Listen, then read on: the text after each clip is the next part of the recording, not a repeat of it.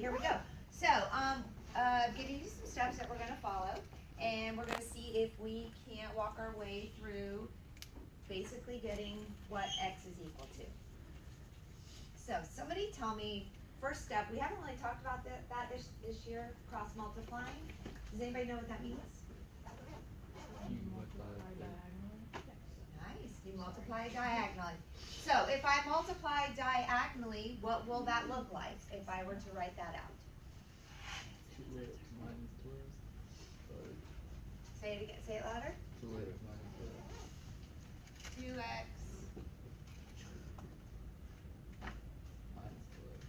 minus 12. Okay, let's go back a second. Tell me what you're thinking through. The x's and the 6 and So you're thinking through the x's here and here, yeah. and what 6 else? and 2. The 6 and the 2. Okay?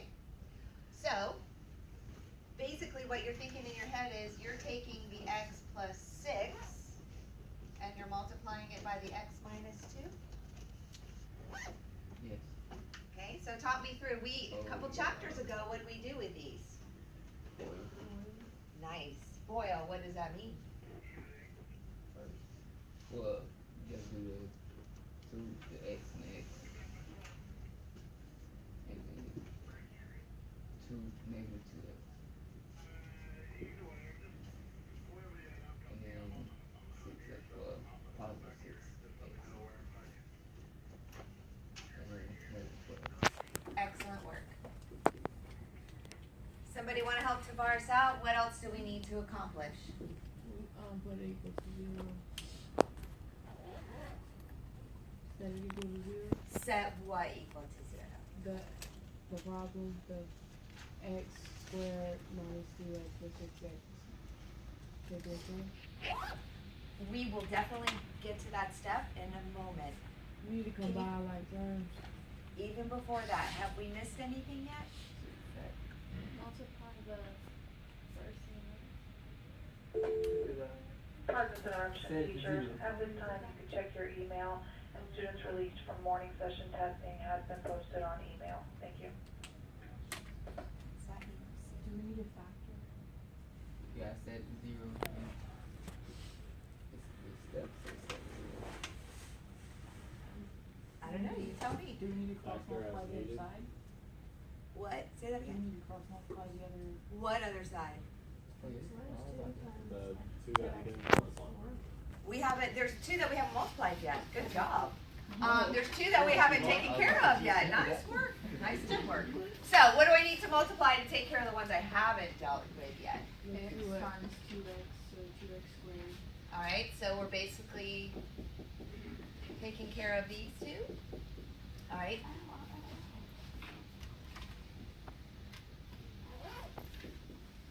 Cheyenne, you want to keep going? Yeah, so it's 2x squared and then negative 4x.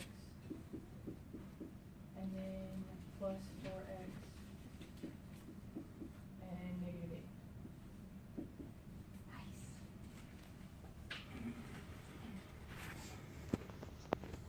Now you can go. Good job. Now we combine our like terms. So tell me what I should put together. The 2x squared and the x. The 2x squared and the x squared. Which one do you want to move? I want to move the x squared. You want to move the x squared. Okay.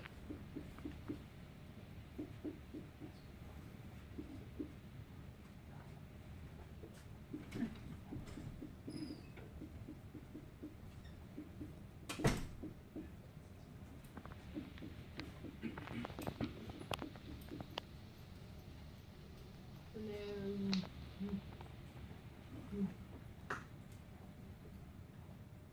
Wait, it wouldn't just be 2 equals 2? Because we subtracted the x squared? You tell me. Or would it just be 2? Nah. I'm talking about the step you just did. Okay. It would Nah. be, no? Why not tomorrow? Because we just, like a set, I guess they just take away one set. Good. Move. Do you understand what he means by that, Cameron? Yeah. Yeah, because we're adding and subtracting this time, it's just taking one set of x squareds out of the other set of x squareds, rather than removing the x squareds themselves. Nice explanation. All right, what else do I need to do? Negative 2x plus 6x, and then the same for negative 4x plus 4x. So you want to push those together? And what would you get? Negative 1 or negative? 4x. Yes, negative 4.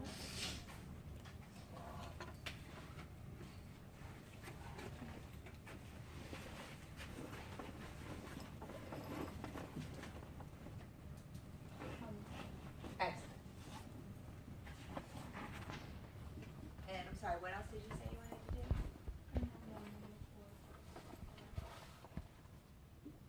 What's gonna happen?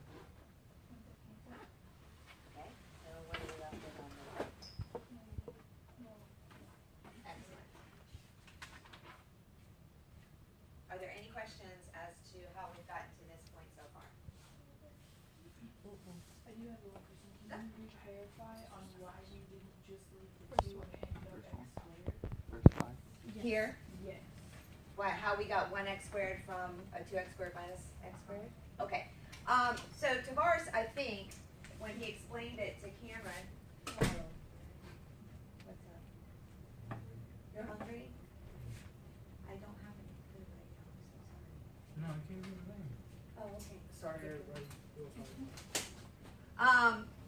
Okay, so when Tavares was explaining it to Cameron, he said basically think of it as like a set of values. So we have a set of 2x squareds, and we're removing a set basically of 1x squared. So how many x squareds would we, and I've never heard it explained that way before, and that was an excellent way to think of it when you're adding and subtracting, is that you're removing these values from what was already there.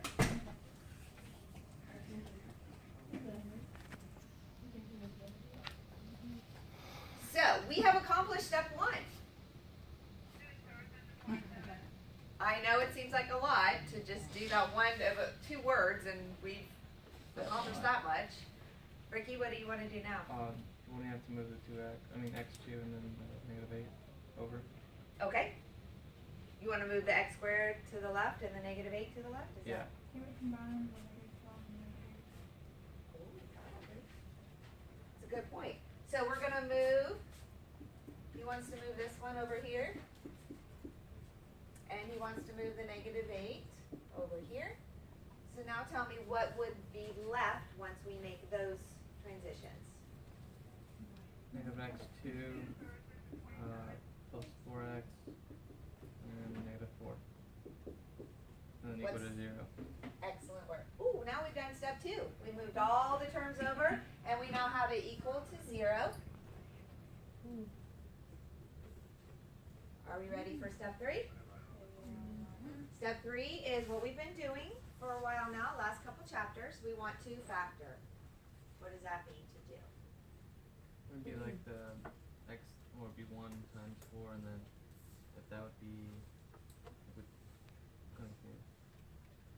Basically, you could say, you could put the parentheses, you put x in both of them, then you could put, I guess, what, 2 in both of Gotta them, a make- negative and a positive 2? Wouldn't that be factoring it out?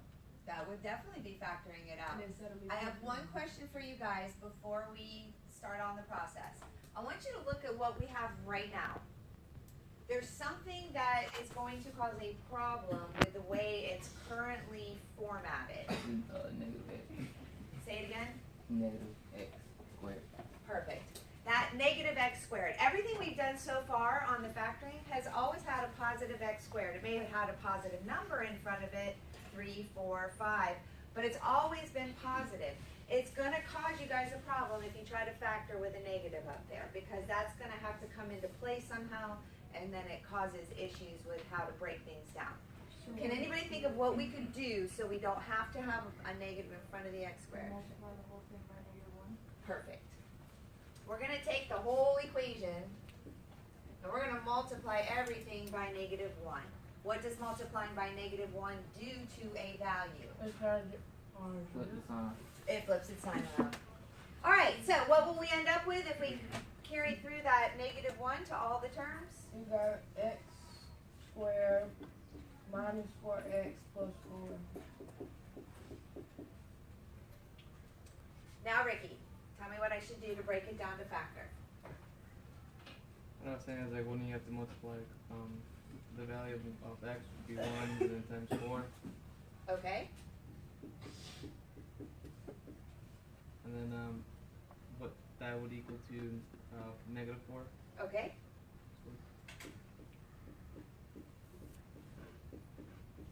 So -1.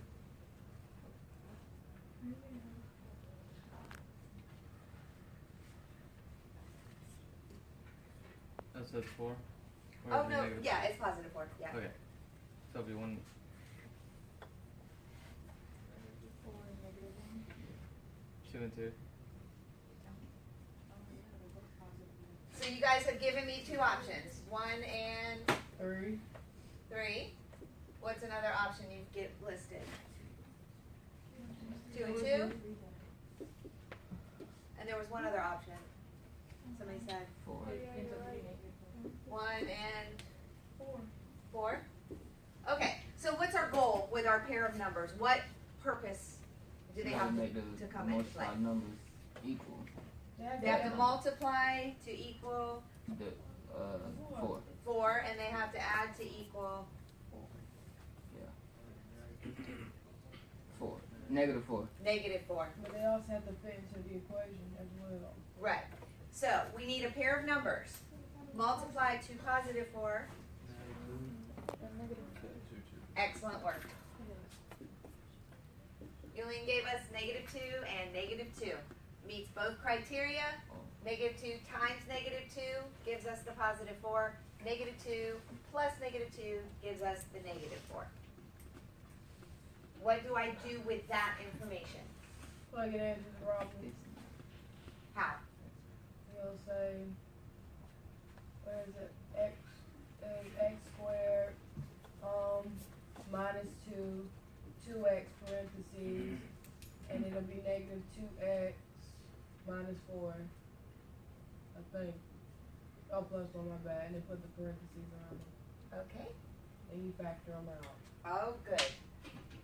I write way too large. Is it okay if I erase this part right here? Okay. So right now we're working with x squared minus 2x and do the -2x plus 4.